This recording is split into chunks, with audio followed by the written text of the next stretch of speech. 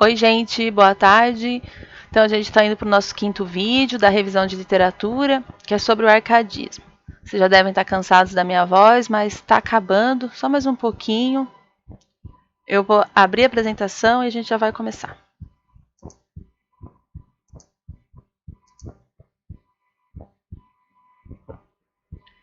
Então, o arcadismo é uma estética literária que vai ter início a partir do século XVIII e ela vai acontecer na Europa e no Brasil, que é o nosso foco de estudo. Ela tem esse nome por causa de uma região na Grécia que se chama Arcádia, que era um lugar onde viviam muitos pastores, e isso vai estar muito presente nesse movimento literário. Essa questão de uma vida pastoril, bucólica, do campo, vai ser algo que vai ser muito forte nesse movimento. E o que a gente vai ter de contexto histórico acontecendo durante esse período? A gente tem o início da Revolução Industrial. Então, observem já esse fato que interessante. É um movimento que vai falar de vida no campo, que vai exaltar a vida no campo. Mas a gente tem uma Revolução Industrial começando, uma vida na cidade se fortalecendo. Então, isso está fortemente ligado. Então, essa Revolução Industrial começa a acontecer na Europa, um grande avanço das máquinas que vão potencializar uma maior produção de mercadorias. A gente já tinha a burguesia, né, que surge ali no período do humanismo, classicismo, e aqui ela vai se fortalecer ainda mais.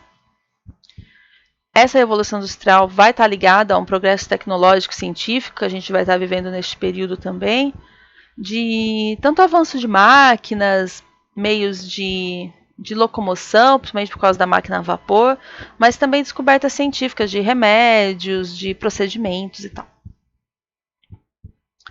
O iluminismo vai ser muito forte neste momento. O iluminismo é um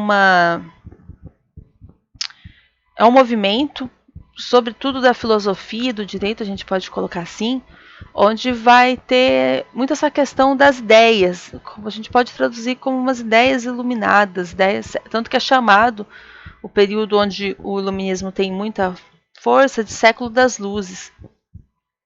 E a gente pode pôr em oposição à Idade das Trevas, que é a Idade Média, que é uma prevalência da razão, da questão de direitos da pessoa, de uma política aqui no sentido de uma política muito de conciliação, de troca, desenvolvimento da política como uma área importante mesmo para se governar bem.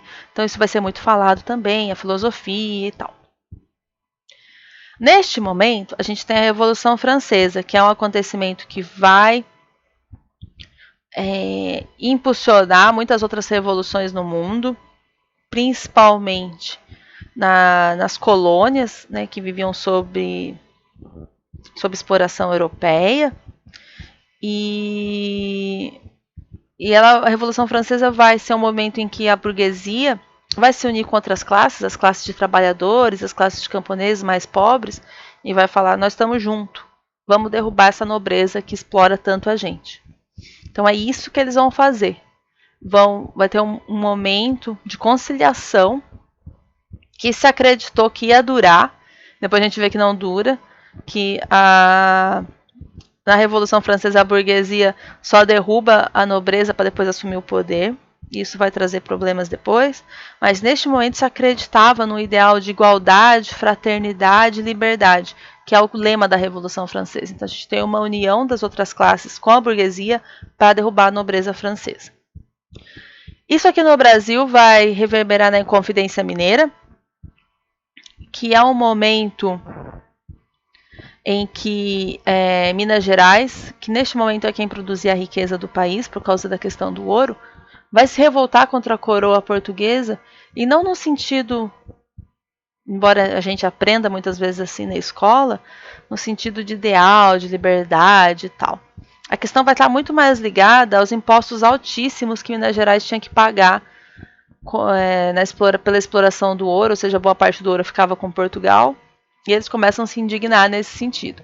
Então é um movimento, uma revolta muito puxada pelos ricos mesmo, que eram os donos das minas, que eram, né, os proprietários que exploravam as minas de ouro. Não é uma revolta da população, dos explorados, no sentido explorado da palavra de explorado do corpo mesmo, da força de trabalho. Mas é contra essa questão dos impostos. É claro que para eu deixar de pagar impostos para Portugal, eu precisaria me libertar de Portugal. Então vem nesse sentido. A Declaração dos Direitos do Homem e do Cidadão vai surgir nesse momento, isso na Europa, com o Iluminismo, com a Revolução Francesa. Reparem que a Declaração dos Direitos do Homem, mulher não entra nesse balaio, nem indígena, nem escravizado, é só para homem, tá? Mas é um documento importante porque vai inspirar outros que a gente vai ter depois e até a Declaração Universal que a ONU tem hoje, que fala dos direitos das pessoas e até as próprias constituições dos países. É aqui que a gente vai ter início a esse tipo de legislação. E no Brasil a gente tem a expulsão dos jesuítas. Lembram que no Barroco a gente tinha a Companhia de Jesus, que estava aqui no Brasil para... Ela existia em outros lugares também, mas no Brasil ela, né, tentava restaurar a ordem, deixar a igreja como poderosa, né, fiscalizando tudo e tal. Então ela vai ser expulsa do Brasil neste momento. Reparem que é um cabo de guerra. A gente tinha o trovadorismo com a igreja muito forte, daí vem o humanismo, o classicismo desmantelando um pouco o poder da igreja. No Barroco ela tenta recuperar e no arcadismo de novo ela vai começar a perder essa influência. Ela vai, né, perder. Com a expulsão dos jesuítas, então isso é mais concretizado ainda. A coroa portuguesa coloca o Marquês de Pombal para meio que cuidar do Brasil neste momento, é ele quem vai, né, tomar conta de vários assuntos aqui no país. E uma das medidas dele é expulsar os jesuítas e garantir que o iluminismo e as ideias mais progressistas da época chegassem aqui ao Brasil. O que a gente tem de características do arcadismo? O barroco, ele odeia o barroco. Tudo que está ligado ao barroco, então aquela questão gramática, aquela questão religiosa, aquela questão de muitas figuras de linguagem, um jeito rebuscado de falar, de escrever, no caso, não. Então, totalmente contra o barroco. Ele tem uma linguagem mais simples, tem uma influência muito forte do iluminismo, então essa questão racional, uma influência forte da antiguidade clássica, do paganismo, da tradição clássica, tanto que é chamado algumas vezes de neoclassicismo, porque vai ter essa influência muito forte da cultura greco-latina, dos ideais de beleza greco-latinos. Vai ter muito uso de pseudônimos, que são outros nomes, né? Os escritores vão assinar com outros nomes para não revelar a identidade. Isso por dois motivos. Primeiro, porque eles gostavam de se imaginar pastores do campo, então essa estética vai estar muito ligada. E a gente pode colocar que isso se dá porque o surgimento não, mas o crescimento das cidades se transforma numa decepção para esse homem, né? O homem europeu principalmente, porque aquilo que é prometido, e a gente discute isso na literatura, nas ciências sociais até hoje, aquela vida na cidade, né, cheia de coisas boas, de conforto, que é prometida desde a época da Revolução Industrial, quando se vê um avanço nas máquinas, quando se vê um aumento de produção de mercadorias, acaba não acontecendo para a maioria das pessoas. Né? É uma vida muito sofrida. Né? Pensem que nessa época das primeiras fábricas não havia nada de legislação trabalhista, então eram jornadas de trabalho imensas, 14 horas, 16 horas, para ganhar muito pouco, homens, mulheres, crianças trabalhando em ambientes totalmente precários, com acidentes de trabalho, né? De repente você caía num negócio de água fervendo e não tinha nem a quem recorrer.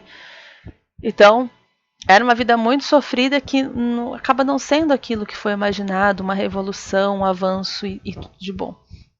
Então, se volta de novo para o campo, pelo menos no ideal, pelo menos no imaginário, onde uma vida é mais calma, mais sossegada, mais feliz, mais desfrutável, digamos assim. Então, esses pseudônimos de pastor, eles utilizavam muito por causa disso. E também para esconder a identidade, porque principalmente muitos são o Cláudio Manuel da Costa e o Tomás Antônio Gonzaga fazem parte da Inconfidência Mineira. Então eles vão contra a coroa portuguesa. Então, quando eles escrevem principalmente críticas ao governo, o ideal é que eles não coloquem o nome deles para não sofrerem perseguição. Isso não vai adiantar muito, tá? Eles são presos, os dois, são punidos, não tão punidos que nem o Tiradentes, né, que é enforcado. Mas o Tomás Antônio Gonzaga, por exemplo, ele é mandado para a África, exilado, e nunca mais pode voltar ao Brasil. Então, o pseudônimo não salva eles de serem punidos. As expressões em latim são muito fortes. Uma que eu posso citar é a Furgere Urbem, porque tem a ver com isso que a gente está falando, de fugir da cidade, fugir para o campo. E também porque o latim é a língua, né, da antiguidade clássica. Então, o bucolismo, o pastoralismo, por essa questão que eu falei, de voltar para o campo, uma vida mais sossegada, mais calma. Mas lembrando que eles são homens da cidade. Nenhum dos dois aqui é pastor ou é do campo. Eles são da cidade. Então, é muito mais um ideal mesmo, um imaginário que eles acabam fantasiando. E uso de figuras de linguagem quase ausente. Não se usa metáforas. Se eu quero falar que a Maria é bonita e cheirosa, eu vou falar Maria é bonita e cheirosa. Não vou usar Maria é uma rosa, por exemplo, ou uma flor e tal. As obras. O arcadismo começa com obras poéticas de Cláudio Manuel da Costa. É aqui no Brasil, né? Aqui que ele inicia, que são poesias. Mas a gente pode colocar como principais nomes de principais obras as de Tomás Antônio Gonzaga, Marília de Dirceu, que é um poema épico para a mulher que ele é apaixonado, e com que ele não fica, porque ele é mandado, né, para a África, se eu não me engano, Moçambique ou Angola. Eu acho que é Angola, não lembro, mas ele é mandado para a África, então ele não fica com essa mulher, para quem ele faz o poema. E Cartas Chilenas, que é uma crítica ao governador de Minas Gerais, e que ele vai, né, falar dos desmandos, da perseguição, do que ele está sofrendo. Mas ele não vai citar, ele vai usar pseudônimos o tempo todo, tanto para o governador quanto para ele, durante toda a obra. E depois a gente tem dois épicos, né, que são, a gente pode até colocar, que eles vão refletir muito do que vai vir no romantismo, que é o próximo movimento que vocês vão estudar no segundo ano. Os dois vão falar de indígenas, tanto o Uruguai, do Basílio da Gama, quanto o Caramuru, de Santa Rita do Durão, vão trazer o indígena como personagem. Ele vai começar a aparecer, e no romantismo depois ele vai ser muito forte. Então, um indígena bom, que vai colaborar com o personagem branco.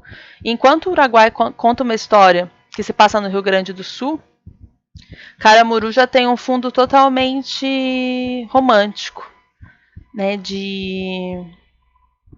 São duas indígenas que se apaixonam pelo mesmo homem, no caso em que é um português, e que vão lutar por esse amor, e ele vai acabar ficando com uma delas. Tem um fundo bem trágico para uma das mulheres. Já o Uruguai tem um fundo mais histórico, tanto que é até comparado com os Lusíadas, porque ele vai realmente falar de uma situação de disputa de terras que se dá no Rio Grande do Sul. É ali onde uma região que chama Sete Povos das Missões. É um poema épico que vai exaltar mesmo essa questão iluminista muito forte, tanto que ele faz uma exaltação mesmo a Marquês de Pombal de ter trazido ideais tão bons, né, para esse momento. Sobre o arcadismo é isso, e sobre a nossa revisão também, a gente encerra ela aqui. Eu espero que vocês tenham gostado e não deixem de fazer as atividades que eu coloquei para vocês na plataforma. Até mais!